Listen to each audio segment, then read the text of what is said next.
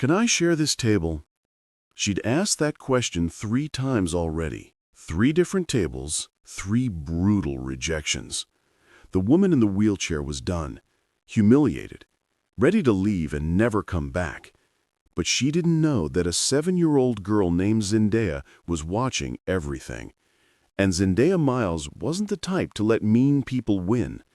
What happened next would change her father's life, heal a stranger's broken heart, and prove that sometimes the bravest thing you can do is refuse to stay silent. Before we continue, please tell us, where in the world are you tuning in from? We love seeing how far our stories travel. The smell of coffee and bacon grease hung thick in Rosie's cafe. Every booth was packed with Saturday crowds, families laughing over pancakes, couples lost in quiet conversation, the comfortable chaos of people who belonged somewhere.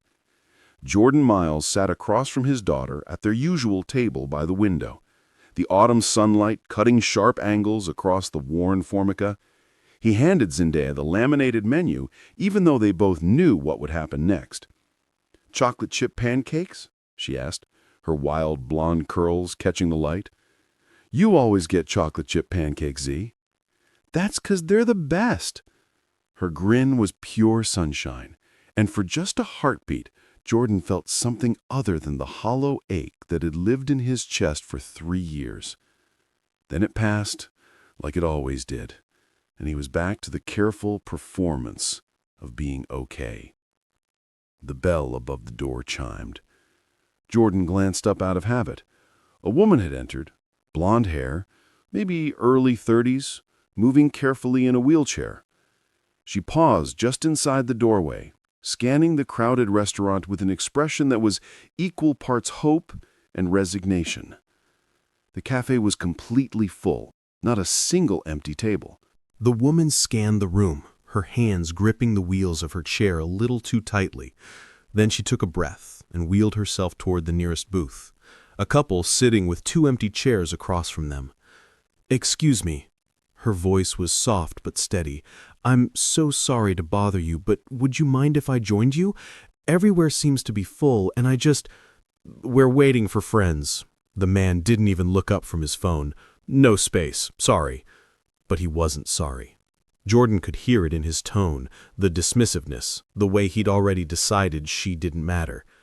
The woman nodded quickly, a practiced movement. "Of course, thank you anyway." She turned away, and Jordan saw her hands trembling on the wheels. Zendaya had stopped looking at her menu. She was staring at the woman, her small face creased with an expression Jordan couldn't quite read.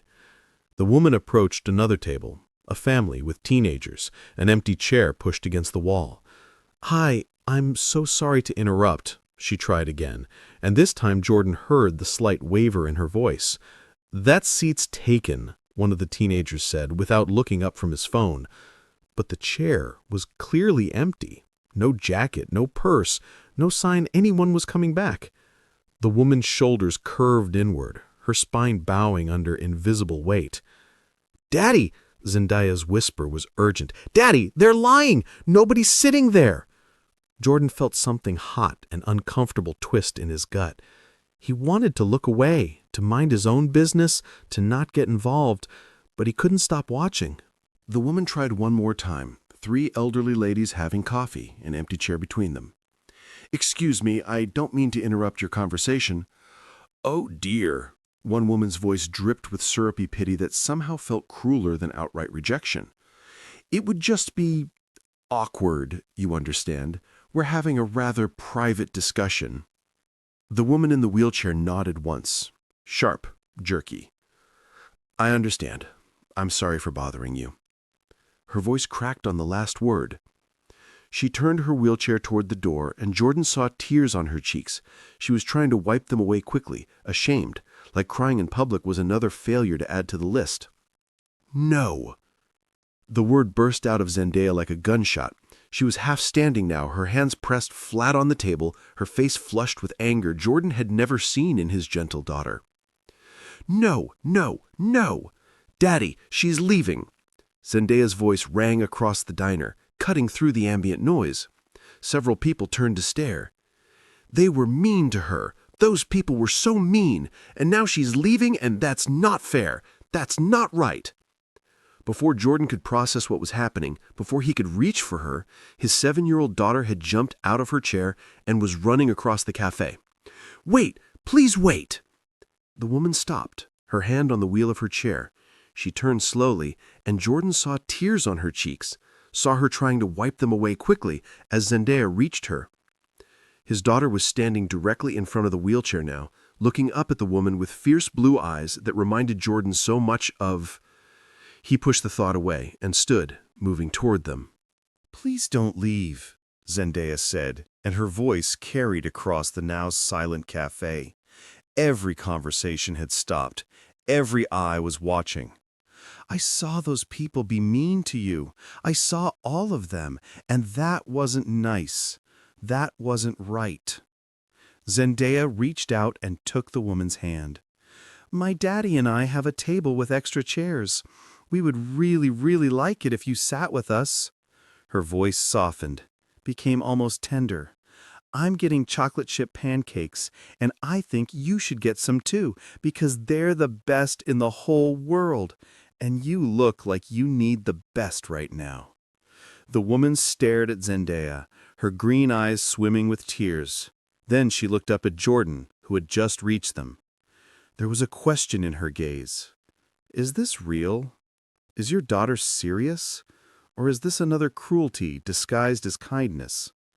Jordan's voice came out rougher than he intended, thick with emotion he didn't understand. "She's right.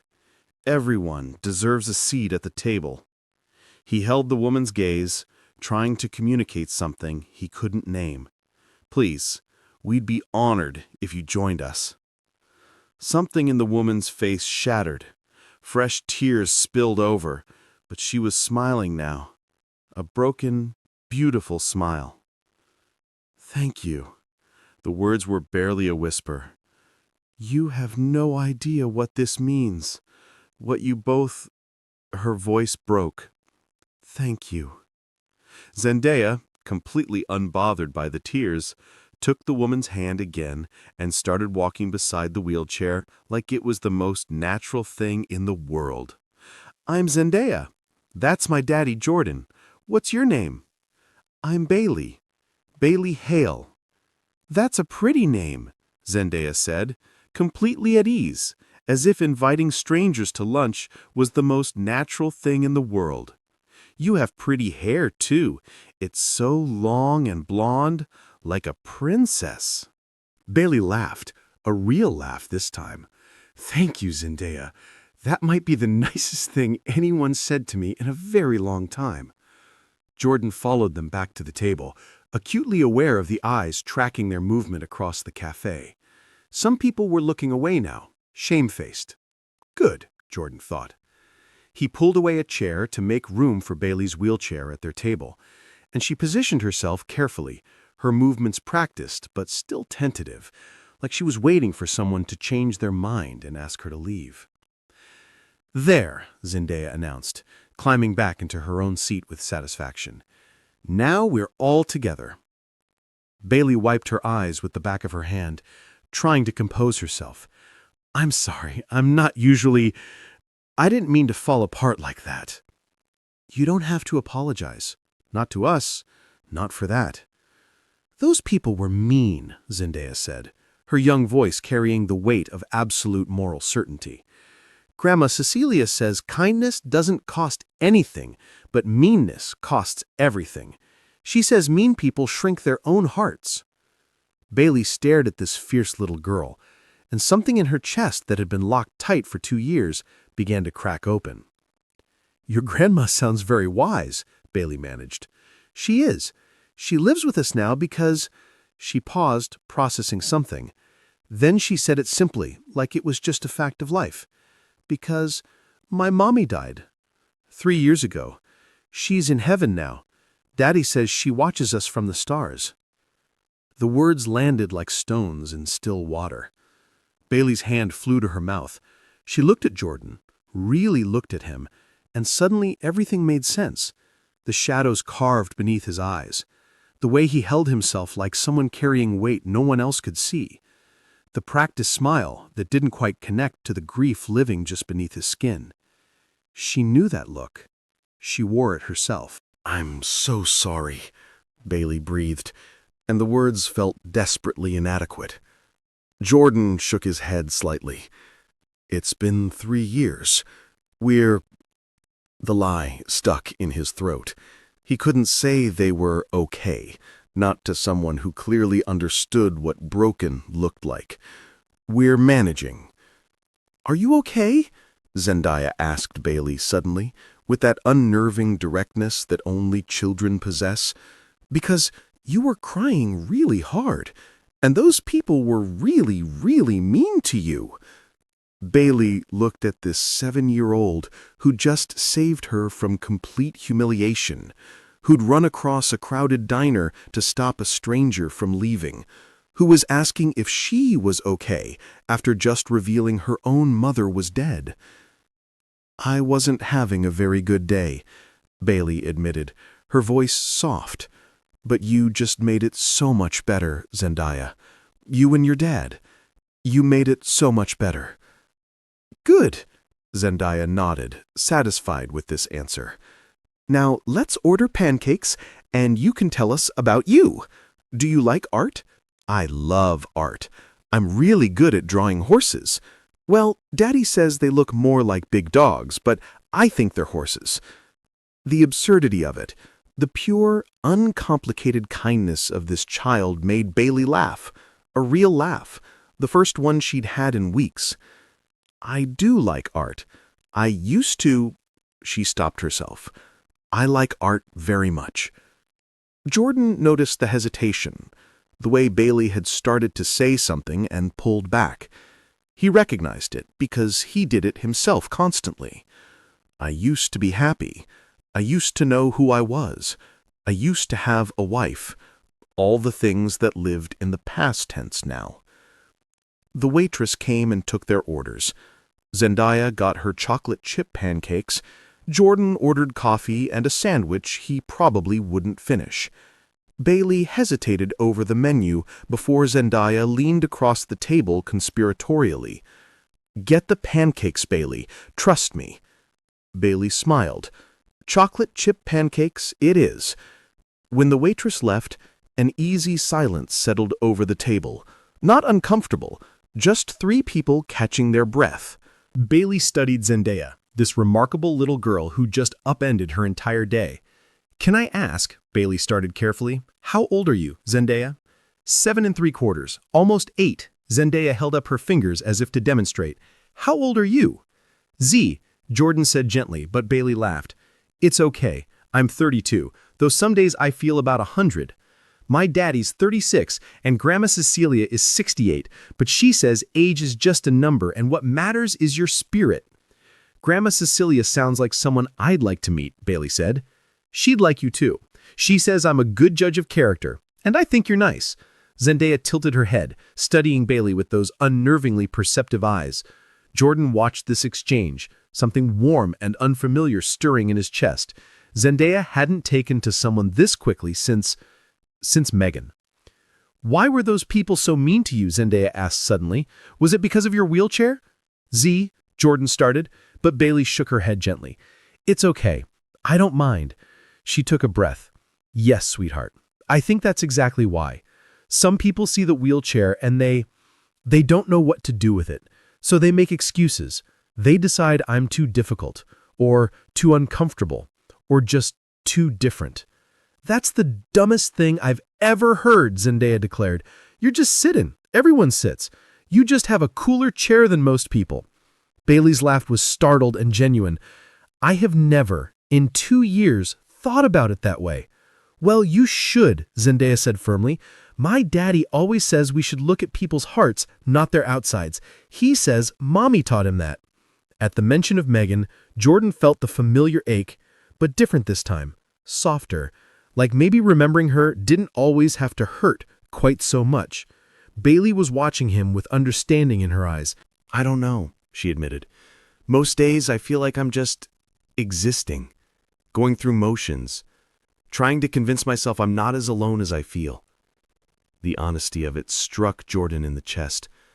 "I understand that," he said quietly. "More than you might think." Their eyes met, and something passed between them. Recognition. Two people who'd been hollowed out by loss, finding unexpected kinship in a random Saturday lunch. "Do you have family here? In Nashville?" Bailey shook her head. "No. My parents passed away when I was in college. Car accident. I have a sister in Seattle, but we're not—" She paused. "We're not close. Haven't been for years. I'm sorry." "It's okay. You learn to adapt, to be alone." Bailey's voice was matter-of-fact, but Jordan heard the loneliness underneath. "What about you? Is it just you and Zendaya and Grandma Cecilia?" "That's it. My mom moved in about 6 months after Megan died. Said I needed help whether I wanted to admit it or not." Jordan smiled slightly. "She was right. I don't know what we would have done without her." "You're lucky to have her." "I know. Though she's constantly on my case about living again instead of just surviving. Like there's a switch I can flip to make everything okay." "My therapist says the same thing," Bailey said softly. "Like it's just a choice. Just decide to be happy. Just move forward." "And it's not that simple." "No," Bailey agreed. "It really isn't." They fell silent again. But it wasn't awkward. It was the silence of two people who understood that some things couldn't be fixed with words. "Did you used to do something? Like a job?" Bailey smiled at her. "I was an artist. A painter." "Really?" Zendaya's eyes went wide. "That's so cool. What did you paint?" "All kinds of things. Abstract pieces mostly. Colors and shapes and feelings." Bailey's voice softened. "I had my first exhibition scheduled when—" She gestured vaguely at her wheelchair. "When everything changed." "What happened?" Zendaya asked with innocent directness. Jordan started to intervene. "Z, that's personal." But Bailey shook her head. "It's okay." She took a breath. "There was a car accident 2 years ago. A drunk driver. He crossed the center line and—" She paused, and Jordan saw her hands tighten around her fork. "I survived. But not without consequences." The words were carefully chosen. Clinical, like she'd practiced this story in a mirror until it stopped hurting quite so much to tell it. "I'm really sorry that happened to you," Zendaya said with devastating sincerity. "That wasn't fair." "No, it wasn't," Bailey agreed, quietly. "Do you still paint?" Jordan asked. Bailey's expression shifted, something painful flickering across her face before she locked it down. "No, I haven't touched a brush in 2 years." "Why not?" "Because the person who painted those canvases doesn't exist anymore." Bailey's voice was flat, final. "That version of me died in the accident too, and I don't know how to be the person who's left." The rawness of it silenced the table. Jordan wanted to say something, wanted to tell her he understood, that he'd felt the exact same way after Megan died, that some days he still didn't recognize the man in the mirror. But before he could find the words, Zendaya spoke. "I think you're wrong," she said simply. "I think you're still you. You're just hurt. But hurt people can get better. That's what Daddy tells me when I have bad dreams about Mommy. He says we're hurt, but we're not broken. There's a difference." Bailey stared at this 7-year-old child, tears sliding down her cheeks. "That's a very wise thing to say, Zendaya." "I have a wise family," Zendaya said matter-of-factly. Then she brightened. "Hey, you should come back next Saturday. We always come here. It's our tradition. Right, Daddy?" Bailey looked at Jordan, uncertainty and hope warring in her expression. "She's right," Jordan said, and he was surprised by how much he meant it. "Every Saturday. Same time. If you'd like to join us, we'd really like that." "I wouldn't want to intrude on your father-daughter time." "You're not intruding," Jordan said firmly. "You're welcome here, Bailey. I mean that." Bailey was quiet for a long moment, studying them both. This kind man and his remarkable daughter, who'd stopped her from leaving when everyone else had turned her away. "Okay," she finally said. a real smile breaking across her face. "Yes, I'd love that." Zendaya clapped her hands together. "Perfect! It's a deal!" They finished their meal with easier conversation. Bailey told them about her apartment in East Nashville, about the stray cat that had adopted her balcony, about her physical therapy sessions that were slow but progressing. Jordan talked about his work as a structural engineer, about the bridge project he was designing downtown. Zendaya showed Bailey the smooth stones she'd collected in her pockets. For good luck, she explained seriously. They didn't talk about the deeper wounds. They didn't mention Derek or Megan's last moments or the ways grief had rearranged their lives. Because some stories take time to tell. Some wounds need trust before they can be exposed to air. But something had begun here. Something fragile and important. When the check came, Jordan insisted on paying. "Consider it a welcome to our Saturday tradition," he said when Bailey tried to protest. "The next week is on me," Bailey countered. "Deal." Outside in the parking lot, Jordan walked Bailey to her car. The October sun was warm, the sky impossibly blue. Zendaya had run ahead to look at a dog tied up near the entrance. "Thank you," Bailey said, pausing before opening her car door. "For today. For not—" her voice caught. "For not turning me away. Thank you for staying, when you could have left." Their eyes held for a moment that stretched just a bead too long. Then Bailey smiled. Genuinely smiled. And something in Jordan's chest shifted. "See you next Saturday?" she asked. "Next Saturday," he confirmed. Jordan stood in the parking lot, watching Bailey navigate her wheelchair lift with practiced efficiency, watching her drive away. Zendaya came running back and slipped her small hand into his. "I really like her, Daddy." "Yeah, Z," Jordan said softly, his eyes still tracking Bailey's car as it disappeared around the corner. "Me too." And for the first time in 3 years, the weight in his chest felt just a little bit lighter. The following Saturday, Jordan and Zendaya arrived at Rosie's at 12:30, their usual time. Bailey was already there, sitting at a different table, her hands folded in her lap, looking uncertain. "Bailey!" Zendaya ran over immediately. "Why are you sitting over here? That's our table." She pointed to the one by the window. "I didn't want to assume," she started, but Zendaya was already wheeling her chair toward their spot. "It's not assuming if we told you," Zendaya said with 7-year-old logic. "This is your seat now." And just like that, it was. The second Saturday became the third. The third became the fourth. By the time November rolled around, it wasn't even a question anymore. It was just what they did. Jordan found himself looking forward to it in ways that surprised him. He'd catch himself during the week thinking, Bailey would find that funny. Or, I should tell Bailey about this. Little moments that he used to keep locked inside were suddenly things he wanted to share. Zendaya was completely smitten. She'd spend the days leading up to Saturday making drawings for Bailey, practicing stories she wanted to tell. On Friday nights, she'd lay out her clothes for the next day with unusual care. "I want to look nice for Bailey," she'd explain seriously. And Bailey was different too. The shadows under her eyes began to fade. She smiled more readily.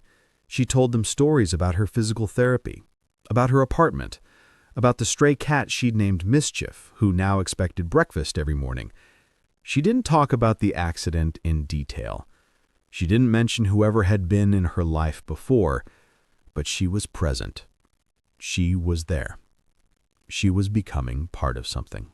One Saturday, in late November, Zendaya asked the question Jordan had been wondering about for weeks. "Bailey, were you all alone before you met us?" Bailey set down her coffee cup carefully. "Pretty much, yes. I have a therapist I see once a week, and neighbors who smile and wave. But real connections?" She shook her head. "Those have been hard to come by." "Why?" Zendaya asked with childlike directness. "People don't always know what to do with grief or disability or anything that makes them uncomfortable. Bailey's voice was gentle, not accusatory. "It's easier to look away than to sit with someone's pain." Jordan felt that truth in his bones. After Megan died, he'd watched friends disappear, not because they didn't care, but because his grief made them uncomfortable. They didn't know what to say, so they said nothing at all. "That's sad," Zendaya said. "Everyone needs people." "You're absolutely right," Bailey agreed. "Everyone does." "Well, you have us now," Zendaya announced. "We're your people. Right, Daddy?" Jordan met Bailey's eyes across the table. "Right. You have us." Something passed between them, gratitude and recognition, and the beginning of something neither could name yet. "Thank you," Bailey whispered. "You have no idea how much that means." But Jordan thought maybe he did, because they were her people now, and somehow, without him quite realizing when it happened, she'd become theirs too. By December, the Saturday lunches had expanded beyond just Rosie's. They'd go to the park afterward, Jordan pushing Bailey's wheelchair along the paved paths, while Zendaya ran ahead collecting leaves and acorns. They'd visit the library, where Bailey would help Zendaya pick out books. Once, they went to the art supplies store, and Jordan watched Bailey's face light up in ways he'd never seen before when she touched the brushes and paints. "You should start again," he'd said quietly while Zendaya was distracted by glitter pens. "I don't know if I can," Bailey had replied, but she'd bought a small sketchbook anyway. On the first Saturday in December, Jordan made a decision that terrified him. "Would you like to come over for dinner sometime?" he asked as they were leaving Rosie's. "Nothing fancy, just Zendaya keeps asking, and my mom wants to meet you." He saw panic flicker across Bailey's face, quickly masked. "You don't have to," he added quickly. "I know meeting the family is... I'd love to. I'm not good with new people usually, but yes, I'd really like that." "Friday night? 6 o'clock?" "Friday night," Bailey agreed. When Friday came, Jordan was a nervous wreck. His mother had taken over the kitchen, cooking enough food to feed an army. Zendaya had cleaned her room 3 times and made a welcome sign for Bailey with construction paper and markers. Jordan had changed his shirt 4 times before Cecilia finally told him to stop being ridiculous. "It's just dinner, sweetheart." "I know." "Do you?" Cecilia studied him with those sharp eyes that had seen through every excuse he'd ever made. Jordan didn't have an answer for that. When Bailey arrived, Zendaya ran to the door before Jordan could stop her. "You're here! Come in, come in! I made you a sign and Grandma made lasagna and Daddy's been acting really weird all day." Jordan started, but Bailey was already laughing. "Hi, Zendaya. Thank you for having me." Jordan helped Bailey navigate the small step at the entrance, and then she was inside his home. This space that had been frozen in grief for 3 years, now somehow warmer with her presence. Cecilia appeared from the kitchen, wiping her hands on her apron. "You must be Bailey. I'm Cecilia. It's wonderful to finally meet you. Zendaya talks about you constantly." "It's lovely to meet you too," Bailey said, and Jordan could hear the nervousness in her voice. Dinner was chaotic and perfect in equal measure. Zendaya insisted on sitting next to Bailey and spent the entire meal showing her drawings, telling her stories, asking approximately 600 questions. Cecilia was warm and welcoming without being overwhelming, and Jordan couldn't stop watching Bailey fit into his home like she'd always belonged there. She laughed at Cecilia's stories about Jordan as a boy, she admired Zendaya's rock collection with genuine interest, she asked thoughtful questions and gave honest answers, and somehow made the whole house feel lighter. After dinner, Zendaya dragged Bailey off to see her room, leaving Jordan and his mother alone in the kitchen. "She's lovely," Cecilia said quietly, loading the dishwasher. "She is.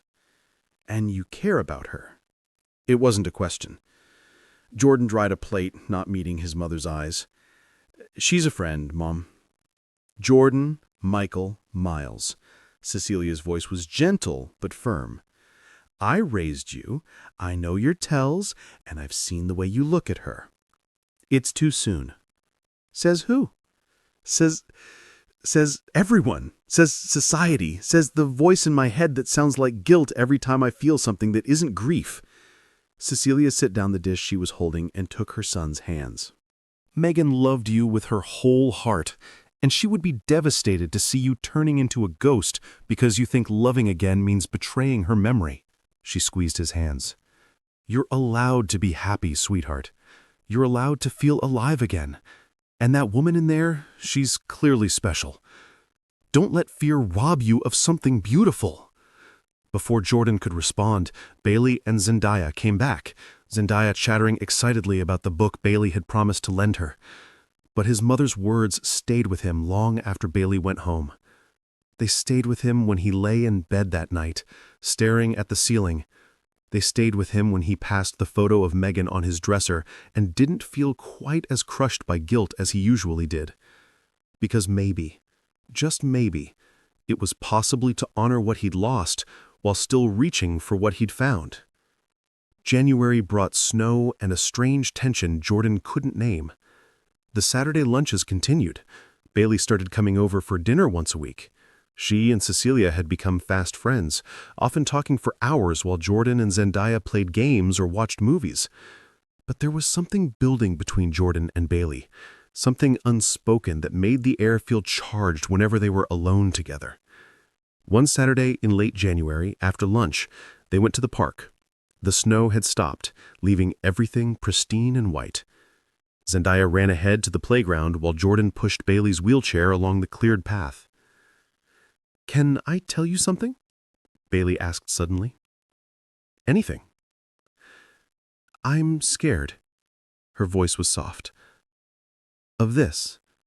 Of how much I've come to depend on your family. On you." Jordan stopped walking. "Why does that scare you?" "Because everyone leaves." Bailey's words came out rushed, like she needed to say them before she lost her nerve. "My parents died. My sister stopped talking to me. And Derek." She stopped, and Jordan realized this was the first time she had said that name out loud to him. "Who's Derek?" he asked gently. Bailey took a shaky breath. "He was my fiancé. We were together for 5 years.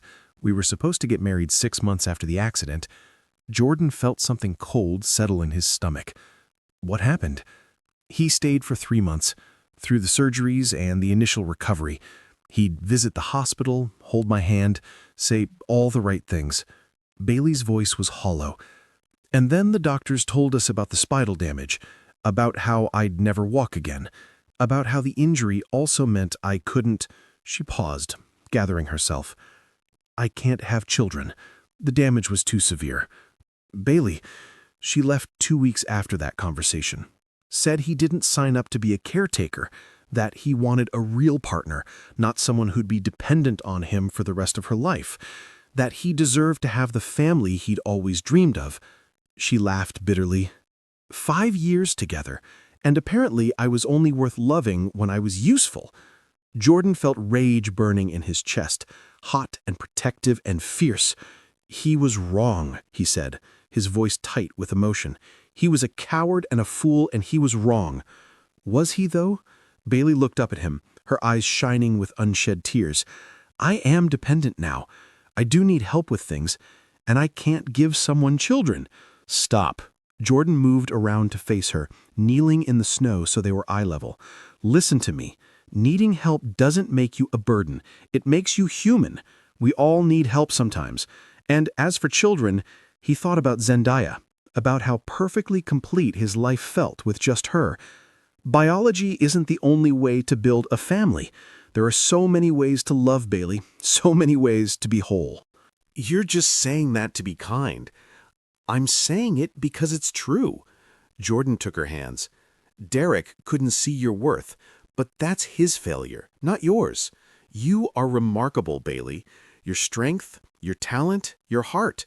Those things didn't change because of an accident. You're still you, still whole, still worthy of everything good." Bailey was crying now, and Jordan watched her walls crack just slightly. "I'm terrified," she whispered. "Terrified that if I let myself care about you, about this family, it'll be ripped away. Because that's what happens. People leave. Things end." "Sometimes they do," Jordan admitted. I know that better than anyone. But Bailey, living in fear of loss means never really living at all. He was talking to herself, but he was also talking to himself, to the part of him that had been frozen for 3 years, too scared to feel anything real because feeling meant risking pain again. I don't know if I'm brave enough, Bailey said. You don't have to be brave all at once. Just don't run away. Stay. Let us be here for you. Bailey studied his face, this good man who'd shown her nothing but kindness, who looked at her like she mattered, who made her want to believe in second chances. Okay, she finally whispered. I'll try. Jordan squeezed her hands, and something passed between them. Something fragile, but real. In the distance, Zendaya called out for them to come watch her on the swings, and the moment passed. But it had happened. They'd both shown their wounds. They'd both admitted their fears. It was a beginning. By March, Jordan had to admit the truth he'd been avoiding. He was falling in love with Bailey Hale. It wasn't sudden. It was gradual. 1,000 small moments that added up to something undeniable. The way she threw her head back when she laughed. The way she listened to Zendaya with complete attention. The way she'd started sketching again, filling that little notebook with drawings that got bolder each week. The way she looked at him sometimes, when she thought he wasn't watching, like maybe she felt it too. During Saturday lunches when Bailey's hand would accidentally brush his. During movie nights when they'd end up sitting close on the couch. During conversations that stretched late into the evening when everyone else had gone to bed and it was just the two of them, talking about everything and nothing. One April evening, Bailey showed him something she'd been working on. They were alone on his back porch. Cecilia had taken Zendaya for ice cream with obvious deliberateness, and Bailey pulled out her sketchbook with trembling hands. I want to show you something, she said quietly. I've been drawing again. Really drawing, not just doodling. She opened the sketchbook and Jordan's breath caught. The drawings were stunning. Detailed sketches of faces, hands, moments captured in pencil and charcoal. He recognized Zendaya in several of them. Her laugh, her concentration, her joy. He saw Cecilia baking in the kitchen, Rosie behind the diner counter. And there, near the end, was a sketch of himself. He was looking off to the side, a half smile on his face, and the detail was extraordinary. Every line of exhaustion around his eyes, every hint of grief in his expression, but also hope, light, life returning. Bailey, these are incredible. You think so? She sounded vulnerable, uncertain. I know so. You have to start painting again, really painting. These are too beautiful to stay trapped in a sketchbook. Bailey bit her lip. I've been thinking about it, about setting up a small studio in my apartment, maybe trying again. You should. Jordan turned to her. Promise me you will. Their faces were close now, closer than they'd ever been. Jordan could see the flecks of gold in Bailey's green eyes, could see the way her breath hitched, could feel the pull between them like gravity. He wanted to kiss her. Wanted it so badly it physically hurt. But the ghost of Megan was right there, and the weight of guilt came crashing down. He pulled back. I should check on dessert, he said awkwardly, standing too quickly. Disappointment flickered across Bailey's face before she masked it with a smile. Of course. But they both knew what had almost happened, and they both knew why it hadn't. Later that night, after Bailey had gone home, Jordan stood in his bedroom looking at the photo of Megan on his dresser. I don't know what to do, he whispered to the image. I love her, Meg. I'm falling in love with her, and I don't know if that makes me a terrible person, or if it's okay, or... He stopped, his voice breaking. The photo didn't answer. Of course it didn't. But in the silence, Jordan thought, maybe, just maybe, Megan would want him to be happy. Maybe loving again wasn't betrayal. Maybe it was just life. moving forward while still honoring the past. He just didn't know if he was brave enough to do it. June brought heat and humidity, and a breaking point. Jordan and Bailey had been dancing around their feelings for months now. Stolen glances, hands that touched just a little too long, conversations that stretched into the early morning hours. Cecilia had taken to accidentally leaving them alone at every opportunity, falling asleep during movies, remembering urgent errands, taking Zendaya on suspiciously timed outings. "Your mother is not subtle," Bailey said one evening, after Cecilia had suddenly remembered she needed to take Zendaya to buy new shoes at 8 p.m. "No, she really isn't," Jordan agreed, sitting beside her on the couch.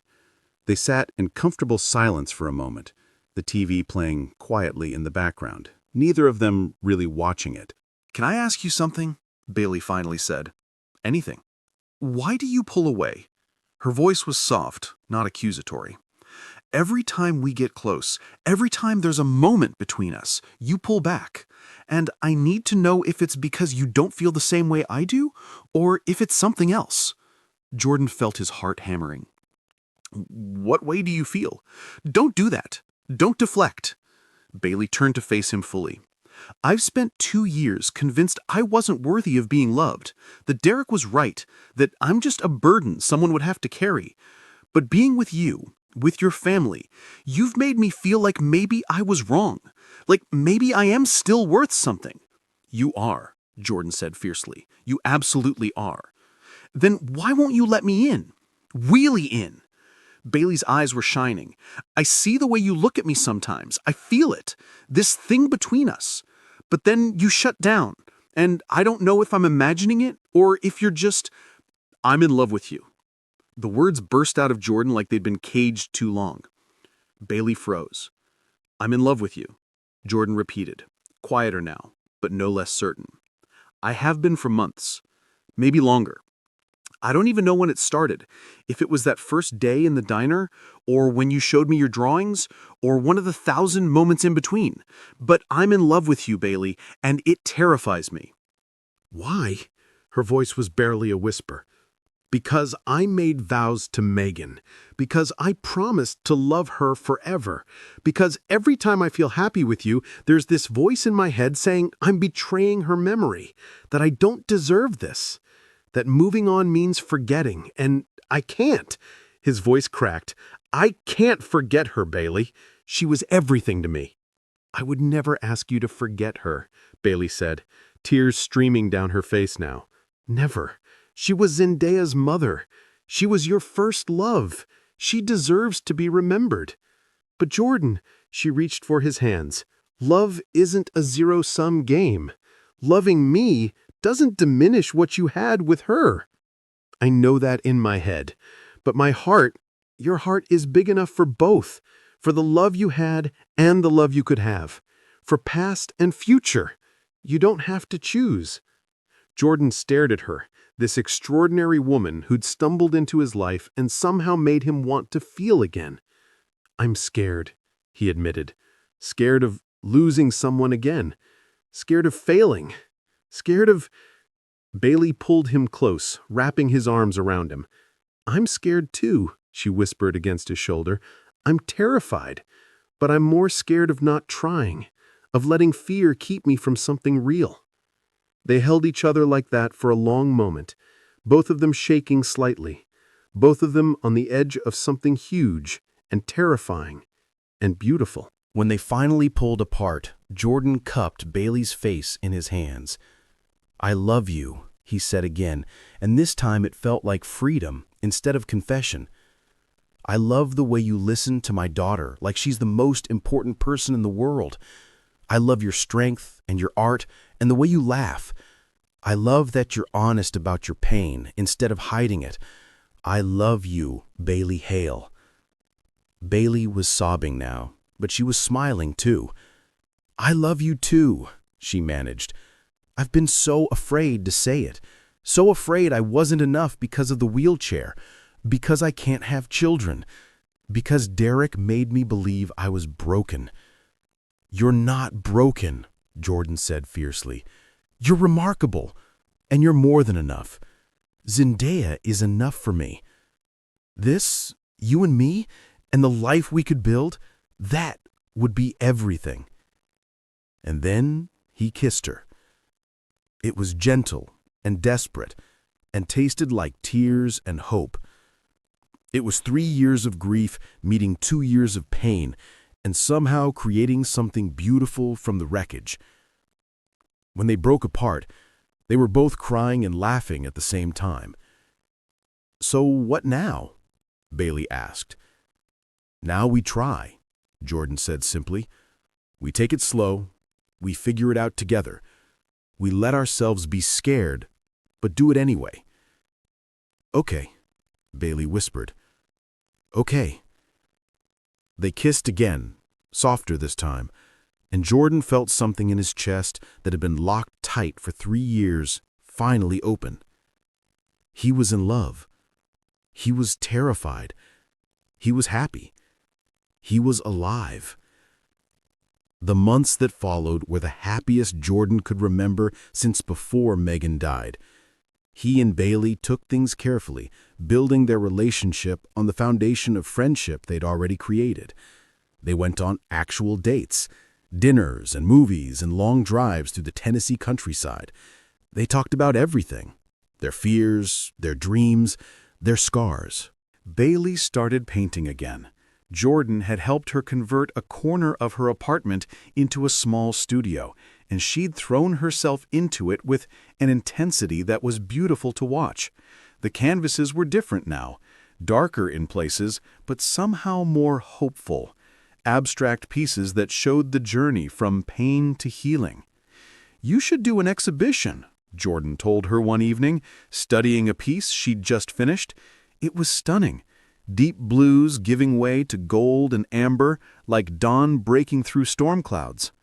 "That dream died a long time ago," Bailey said, but there was less conviction in her voice than before. "Dreams don't die. They just wait for us to be brave enough to try again." Jordan turned to her. "You're ready, Bailey. Your work is incredible. People need to see it." Bailey bit her lip, considering. "Would you come to the opening?" "I'd be honored." "Then maybe I'll contact some galleries, see if anyone's interested." Zendaya was thriving. She'd started calling Bailey her almost mom and made elaborate plans for their future together. "When you and Daddy get married, can I help plan the wedding? And can we get a dog? Bailey likes dogs, right?"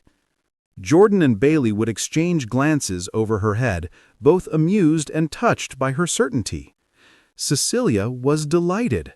She'd taken to inviting Bailey over constantly, teaching her family recipes, sharing stories about Jordan's childhood, treating her like the daughter she'd never had. "You're good for him," Cecilia told Bailey one evening while they were cooking together. "I haven't seen my son this alive in years." "He's good for me too," Bailey admitted. "I'd forgotten what it felt like to be truly happy, to feel like I belonged somewhere." "You do belong here," Cecilia said firmly. "You're family now, Bailey. Whether there's a ring on your finger or not, you're family." By November, almost exactly 2 years since that first Saturday at Rosie's, Jordan knew what he wanted to do. He drove to the jewelry store on his lunch break, his palms sweating, his heart racing. He looked at dozens of rings before finding the right one. Simple but beautiful, elegant without being ostentatious. A ring worthy of the extraordinary woman he was going to give it to. He told his mother and Zendaya that evening, "I want to propose to Bailey on Christmas Eve at Rosie's." Zendaya screamed so loud the neighbors probably heard. She jumped up and down, already planning every detail. "Can I help? Please, please, please. I want to make decorations and invite everyone and—" "Yes, you can help, okay? But it needs to be a surprise, okay? You can't tell Bailey." "I won't tell, I promise." Zendaya was practically vibrating with excitement. Cecilia just smiled and hugged her son tight. "She'll say yes. And Megan would be so happy for you both." Jordan let himself believe it was true. Christmas Eve arrived wrapped in fresh snow and anticipation. Jordan had told Bailey they were going to Rosie's for their traditional holiday dinner, just the four of them, nothing special. She'd believed him completely. What Bailey didn't know was that Rosie's was filled with people. Neighbors, co-workers, friends, Bailey's physical therapist, even the gallery owner hosting her spring exhibition. Everyone who'd become part of their story. When Bailey entered the cafe, her eyes went wide. What is all this? "You'll see," Zendaya said mysteriously. They made their way to their table by the window, and Jordan's heart hammered against his ribs. All his practiced words fled when he looked at Bailey, snowflakes melting in her hair, confused but happy. He stood, and the cafe fell silent. "Bailey Hale, 2 years ago you walked into this diner looking for a place to sit. My daughter wouldn't let you leave. You came into our lives when we were broken, when I was just surviving, when we both needed proof that people could heal." He pulled out the small velvet box. Bailey's hands flew to her mouth. "You made me believe I could live again. Love again." He opened the box, the ring catching the Christmas lights. "You've brought color back into a world that had gone gray." Jordan knelt beside her wheelchair. "Will you marry me, Bailey? Will you let me spend the rest of my life showing you just how extraordinary you are?" Bailey was sobbing, nodding before she could speak. "Yes," she finally managed. "Yes, yes, yes." Jordan slipped the ring on with shaking hands and kissed her while the diner erupted in applause. Zendaya was jumping up and down screaming, "She said yes! I knew she would!" And at their table by the window, their table where it had all begun, Jordan and Bailey held each other, two broken pieces that had somehow become whole. "I love you," Jordan whispered against her hair. "I love you too," Bailey whispered back. "Thank you for asking me to share your table." Jordan laughed through his tears.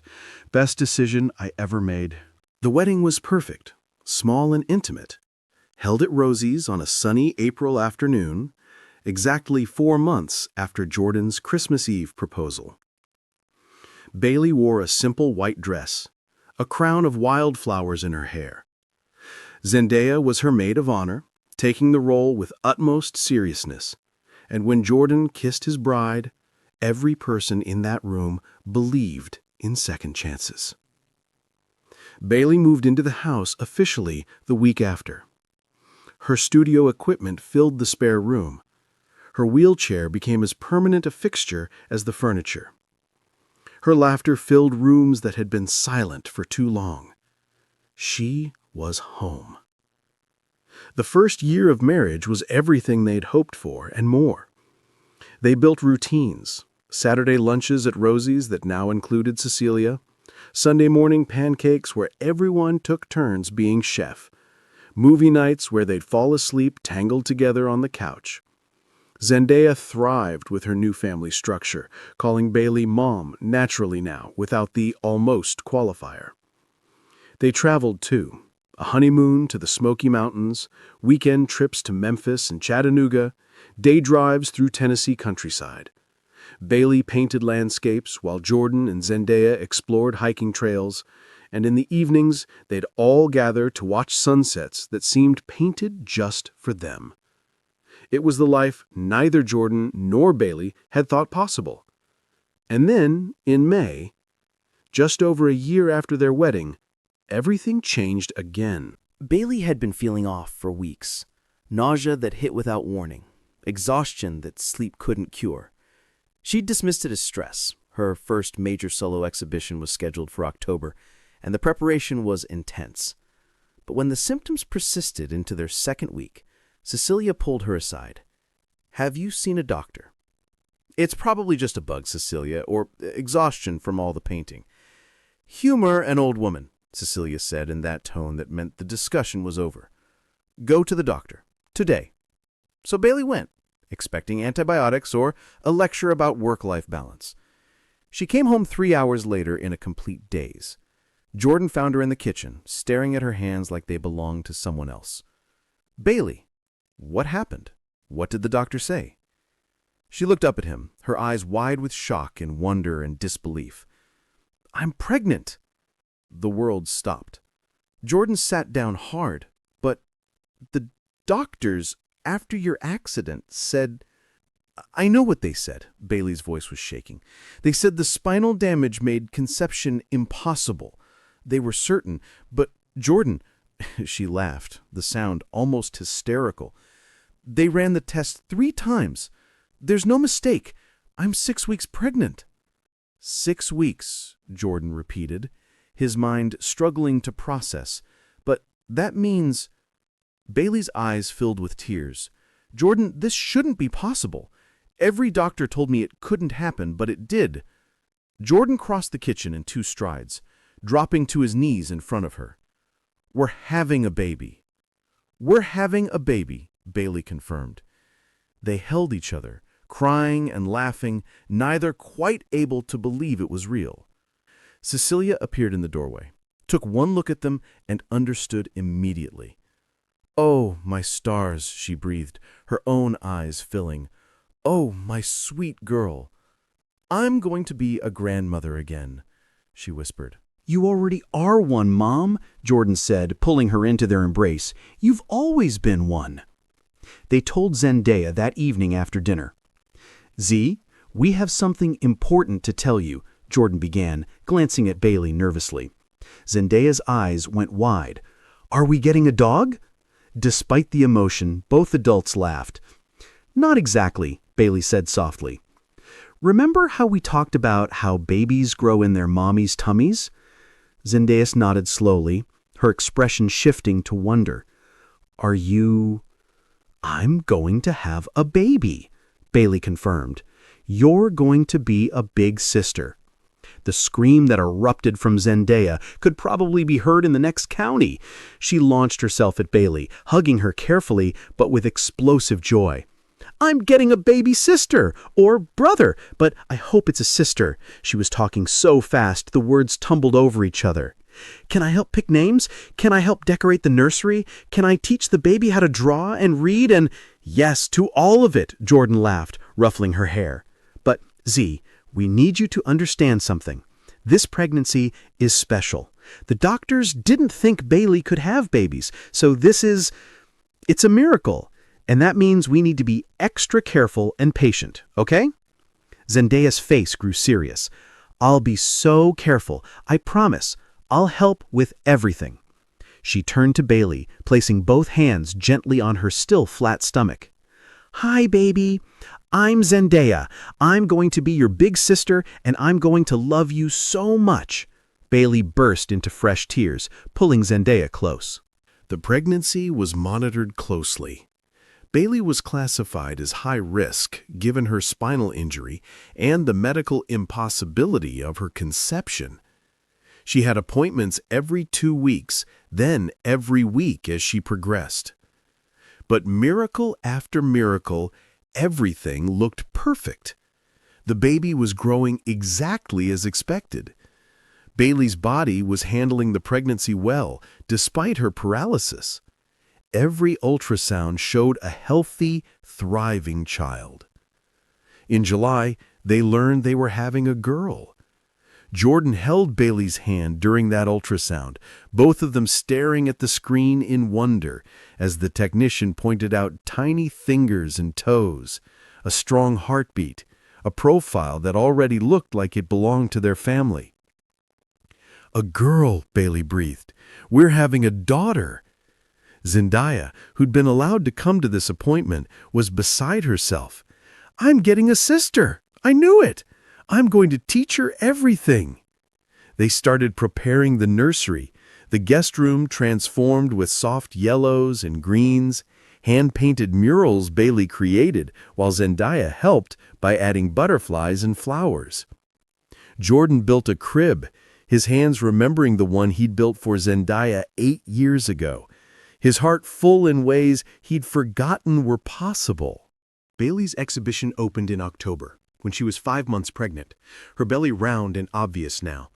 The gallery was packed. Every canvas sold within the first hour. Critics called her work transcendent, a visual journey of trauma transformed into triumph. proof that art can heal.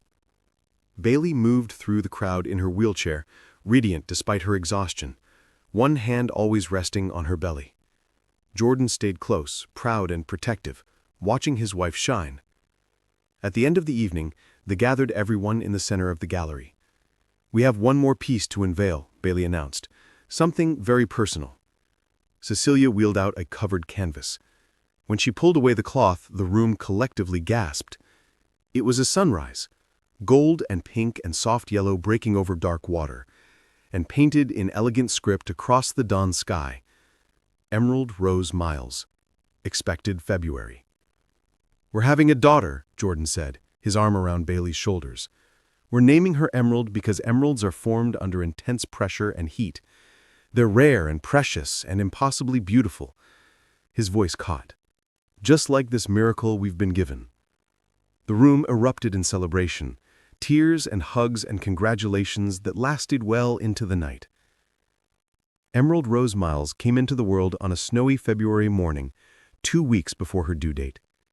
The labor was long, nearly 18 hours, but uncomplicated. Jordan never left Bailey's side, holding her hand, whispering encouragement, reminding her how strong she was, how loved. When Emerald finally arrived at 6:47 a.m., 6 pounds, 5 ounces, with a shock of dark hair and her mother's delicate features, the entire room seemed to hold its breath. She was perfect. Cecilia held her first, tears streaming down her face, whispering blessings in Spanish that her own mother had whispered over Jordan decades ago. Then Zendaya, so careful and gentle, her 9-year-old hands cradling her sister like she was made of glass. "Hi, Emerald," Zendaya whispered, her voice full of wonder. "I'm Zendaya. I'm your big sister. I've been waiting so long to meet you." She touched Emerald's tiny hand, and the baby's fingers wrapped around hers instinctively. "I'm going to teach you everything. How to draw and read and be brave. How to make Grandma laugh and help Daddy with his projects. I'm going to love you forever and protect you always. I promise." Emerald made a small sound, not quite a cry, just an acknowledgement of her sister's voice, and Zendaya's entire face lit up. Jordan stood beside Bailey's hospital bed, looking at his wife, exhausted, radiant, holding their daughter with tears streaming down her face. "She's here," Bailey whispered in disbelief. "She's really here. She's real." "She's perfect," Jordan said, his own voice thick with emotion. "You're perfect. This is perfect." He looked around the room, at his mother crying happy tears, at Zendaya gazing at her sister with pure adoration, at Bailey cradling the daughter doctors they'd never have.